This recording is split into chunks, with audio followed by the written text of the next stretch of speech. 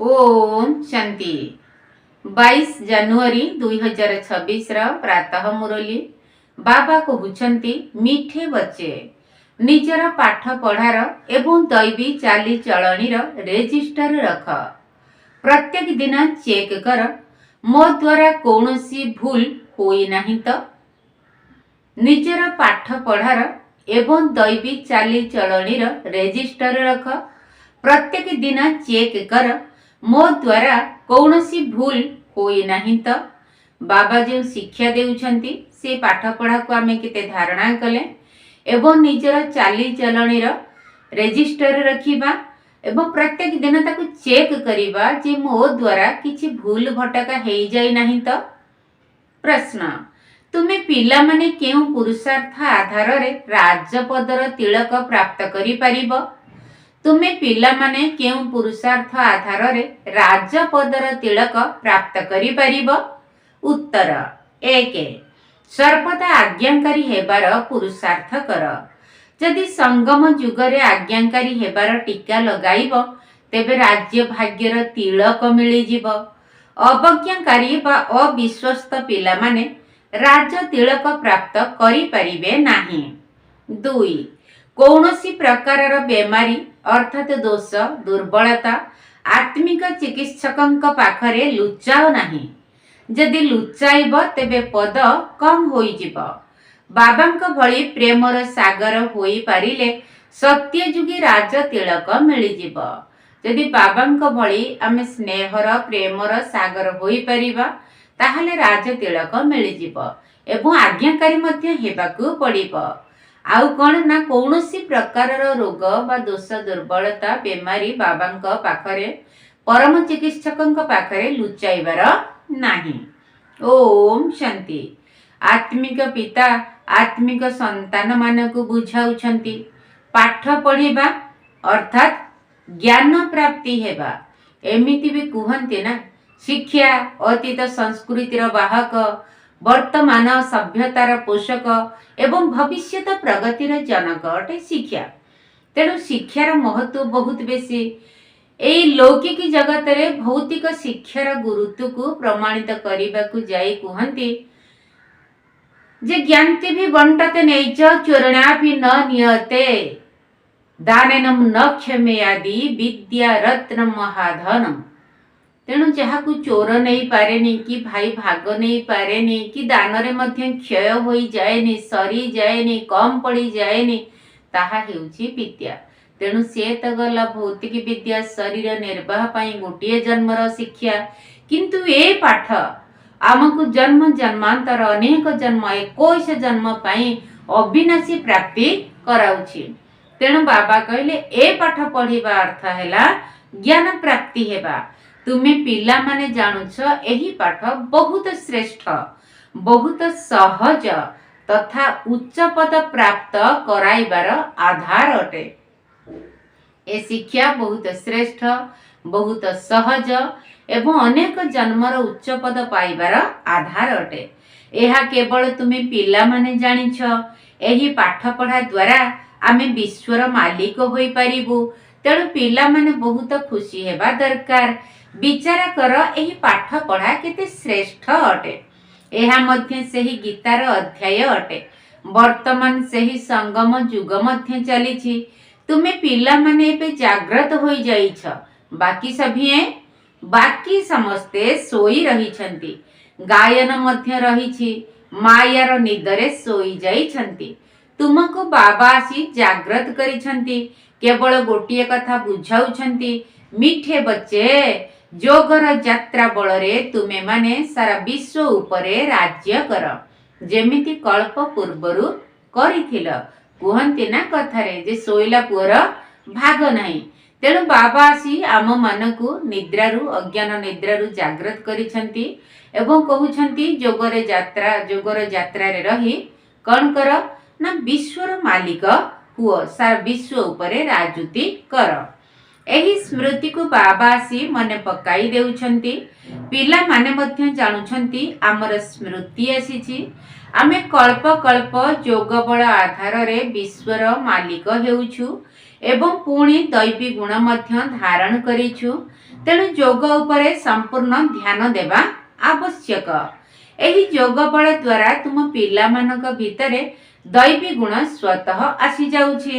वास्तव रे एहा हेउछि मनुष्यरु देवता हेबार परीक्षा।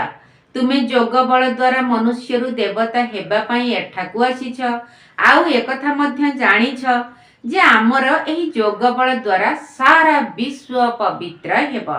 प्रथमे पवित्र थिला, एबे अपवित्र होई जाइछि। तुमे माने एबे पूरा चक्रर ज्ञान को जानी जाइछ।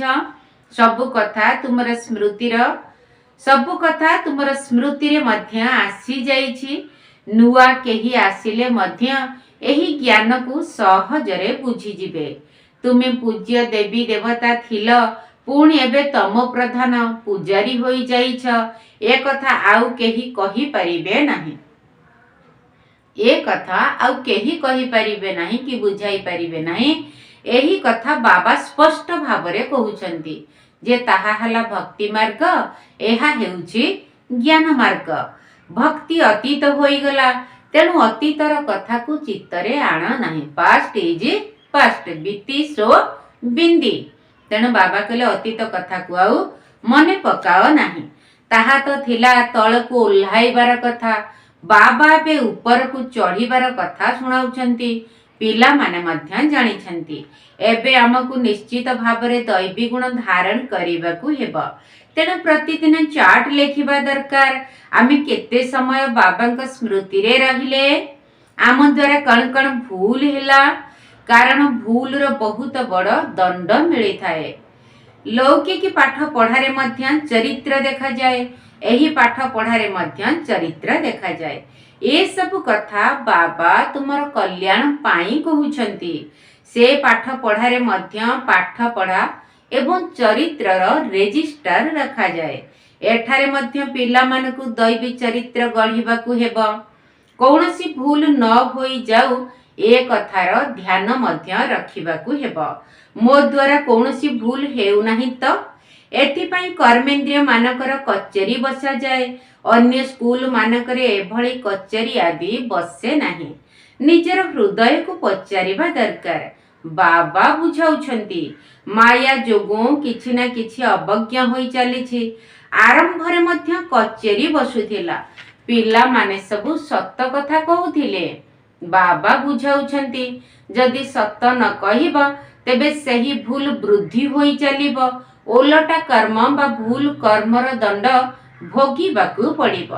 निजर भूल को बाबा को न जणाइले पुणी अवज्ञाकारी टीका लगी जीव। आउ राजपदर तिलक मिलिब नाही।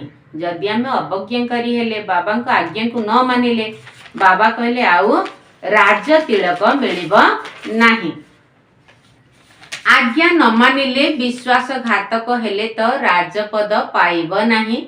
अविनाशी डाक्तर भिन्न भिन्न प्रकार रे बुझाई चलीछंती। जदि डाक्तरंक पाखरे रोग लुचाइब तेबे पद कमी जीव। डाक्तरंकु सत कथा कही देले दंड तो मिलिब नाही ना। बाबा केवल कहिबे आगकू सावधान होई जाओ ना कण। पुणी जदि एपरी भूल करिब तेबे तुमर ही क्षति हेबो। सेठारे बहुत कम पद मिलिब।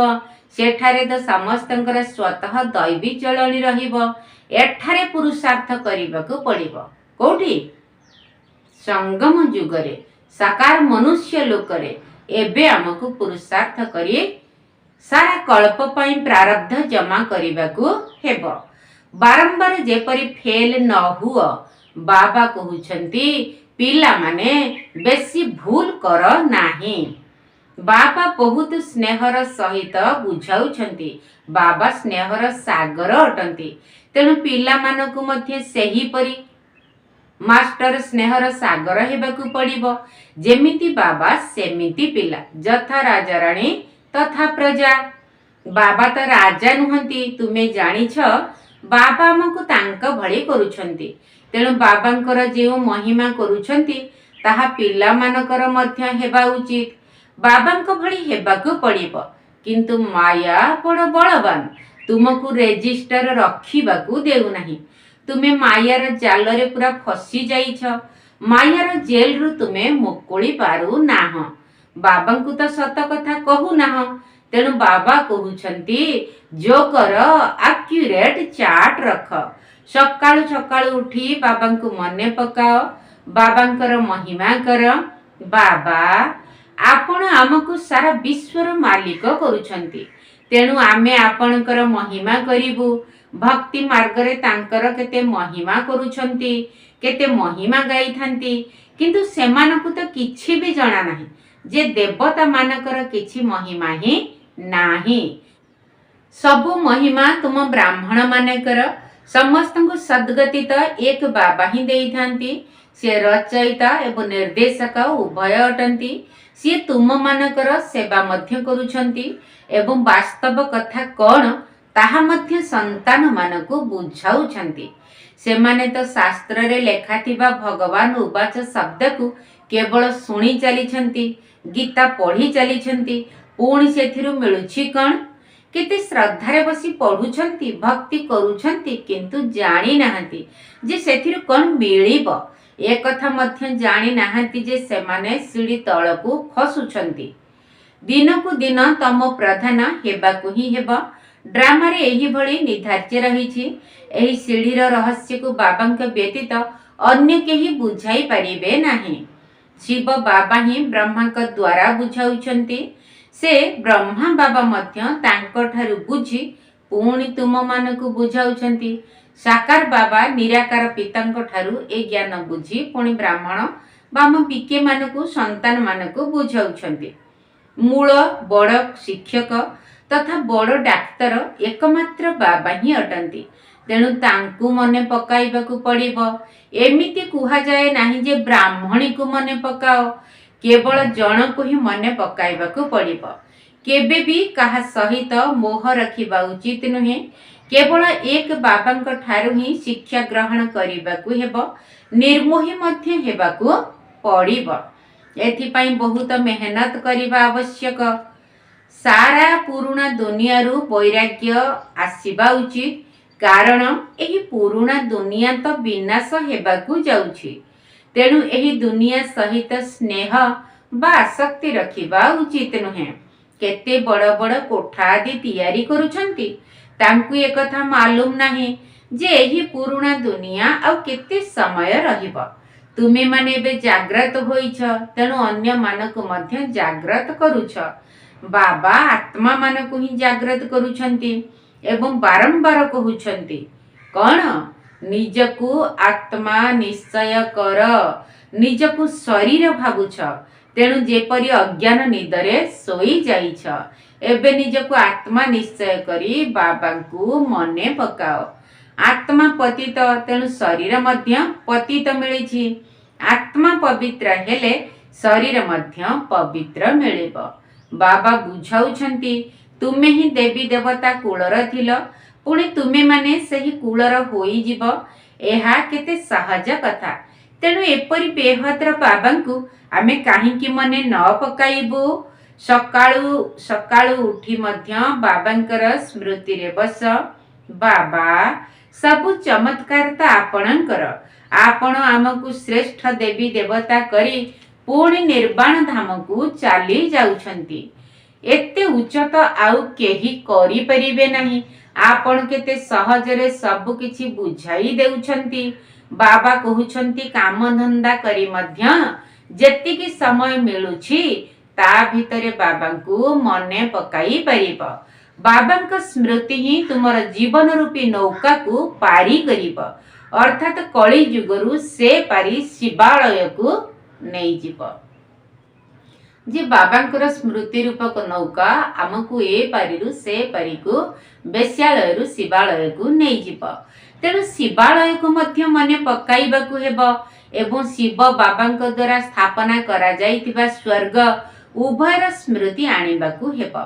परम धाम मुक्तिधाम शिवालय एवं स्वर्ग दुनिया उभय को स्मृति रे आनिबाकु हेबो। शिव बाबांकु मने पकाइले आमे स्वर्गर मालिक होई जिबा। एही पाठ पढ़ा नुआ दुनिया पाई।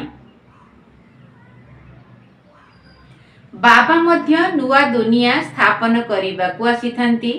तेणु बाबा निश्चित भाव में कौनसी कर्तव्य करिथिबे ना। तुमे देखुछ मु मध्य ड्रामा अनुसार अभिनय करुछि। तुम पिला मानकु 5000 वर्ष पूर्व भली जोगरे यात्रा एवं आदि मध्य अंतर रहस्य को बुझाउछि। तुमे जानिछ जे प्रति 5000 वर्ष परे बाबा आम सम्मुख को आसीथांती। आत्मा ही कही थाए, शरीर कुहे नहीं। शरीर तो जड़, आत्मा चैतन्य। बाबा पिला मानकु शिक्षा देउछंती। आत्मा को ही पवित्र हेबाकु पड़िबो। प्रति कल्परे थरे मात्र आत्मा को ही पवित्र हेबाकु पड़े। बाबा कहउछंती मु अनेक थर तुम मानकु एही राजयोगर पाठ पढ़ाइछि, पुणी आगकु मध्य पढ़ाइबी। कौनसी सन्यासी एकथा कहि परिबे नाही। केउ कथा ना राजयोग प्रतिकल्परे मु तुमको पढ़ाई अनेक थर, पुनः अनेक थर पढ़ाइबी। एक कथा आउ केही कहि परिबे नाही, कौनसी साधु संत कहि परिबे नाही। बाबा कहउछंती पिला माने ड्रामा प्लान अनुसार मु तुम मानकु पाठ पढ़ाइबा को आसीछि। पुणी 5000 वर्ष पर आसी एमिति पाठ पढ़ाइबी जेमिति कल्प पूर्वरु तुमको पाठ पढ़ाई राजधानी स्थापन करिथिली। अनेक थर तुम मानकु एही भली पढ़ाई राजधानी स्थापन करिछि। एहा केते विचित्र कथा, जहा कि बाबा आसी बुझाउछंती श्रीमत केते श्रेष्ठ।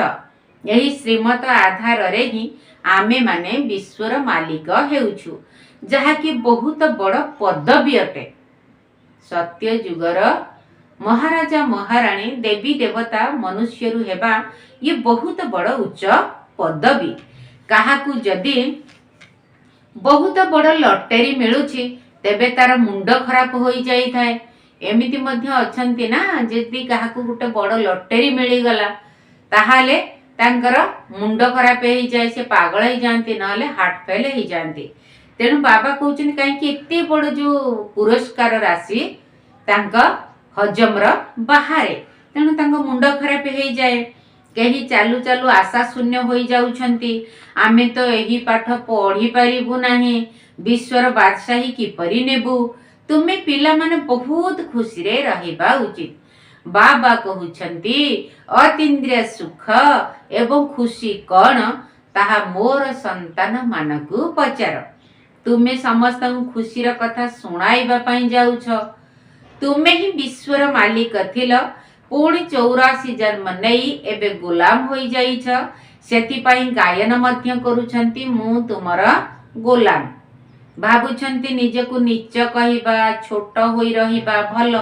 देख तुमर बाबा किए, तांकु केही जानी नाहंती, तांकु केवल तुमे जानिछ।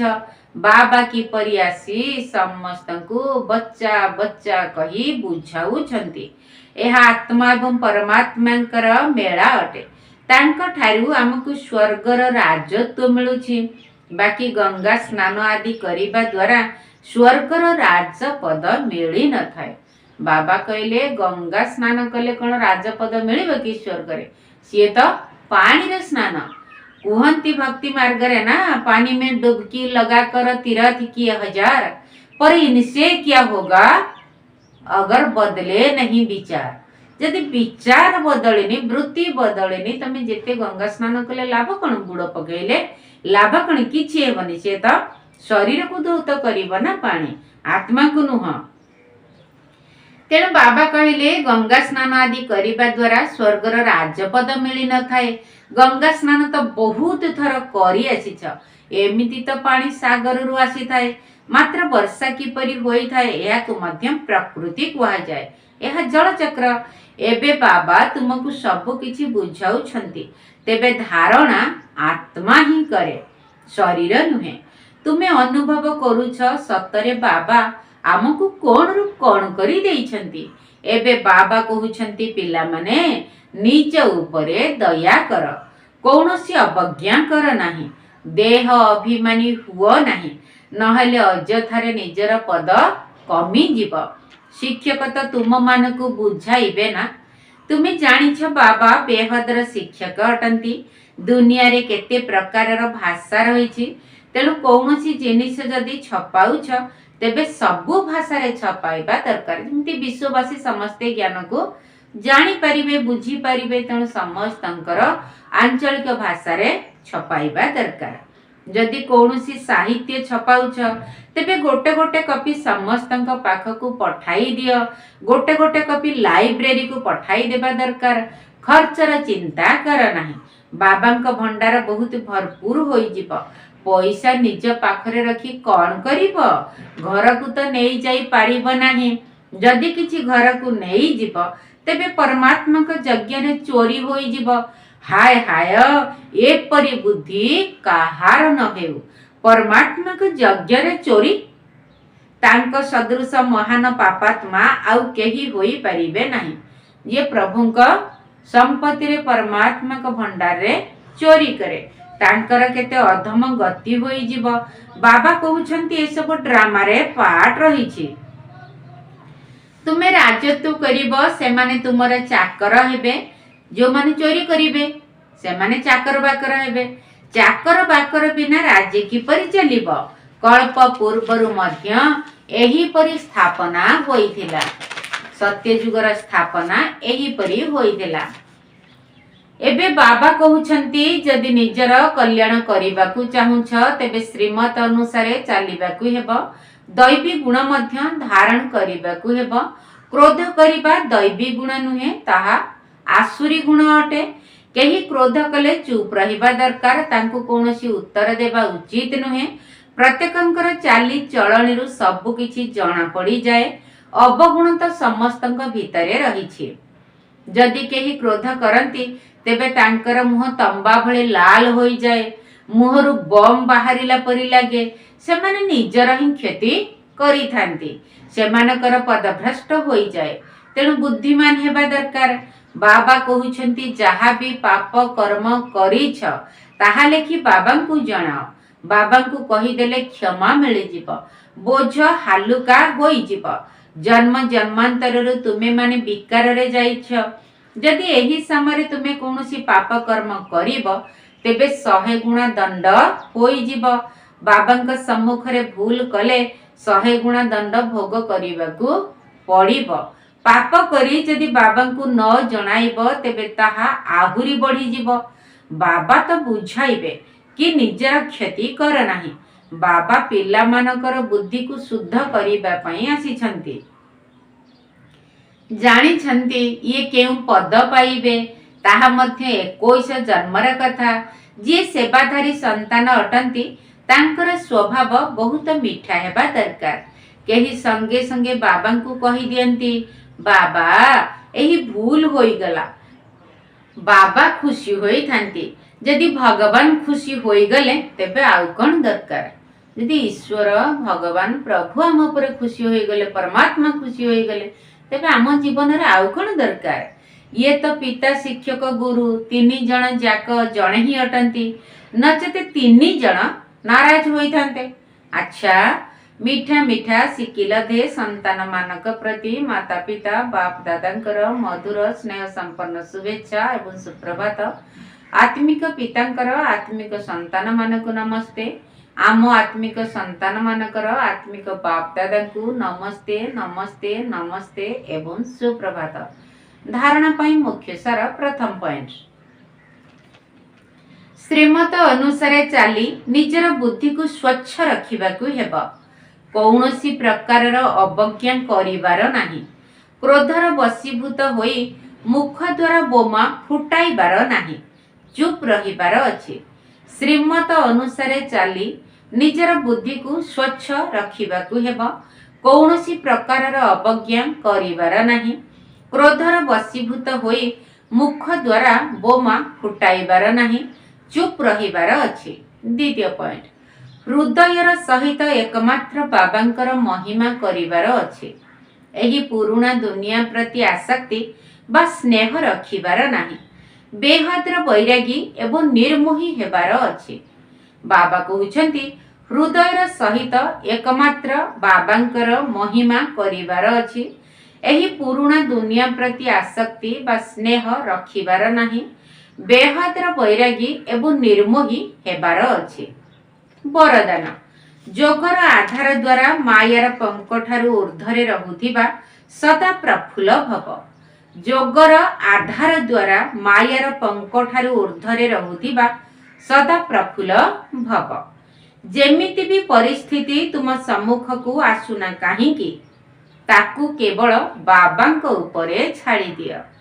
ଦିଲର ସହିତ କୁହ ବାବା, ତେବେ ସବୁ କଥା ସମାପ୍ତ ହୋଇଯିବ। ଏହିଭଳି ବାବା ଶବ୍ଦକୁ ଦିଲର ସହିତ କହିବା ହିଁ ଯାଦୁ ମନ୍ତ୍ର ଅଟେ। ତେଣୁ ମାୟା ସର୍ବପ୍ରଥମେ ବାବାଙ୍କୁ ହିଁ ଭୁଲାଇ ଦେଇଥାଏ।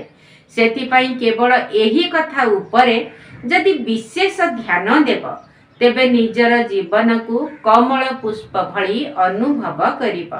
ଯୋଗ ବଳ ଆଧାରରେ ମାୟାର ସମସ୍ୟା ରୂପୀ ପଙ୍କ ଠାରୁ ସର୍ବଦା ଊର୍ଦ୍ଧ୍ୱରେ ରହିବ। କେବେ ବି କୌଣସି କଥାରେ ହଲଚଲରେ ଆସିବ ନାହିଁ। ସର୍ବଦା ଗୋଟିଏ ପ୍ରକାରର ହିଁ ମୁଡ୍ ରହିବ, ସଦା ପ୍ରଫୁଲ୍ଲ। ସ୍ଲୋଗାନ: ପବିତ୍ରତା ରୂପୀ ଧାରଣାକୁ ବା ଧର୍ମକୁ ଜୀବନରେ ଧାରଣ କରିବା ବାଲା ହିଁ ମହାନ ଆତ୍ମା ଅଟନ୍ତି।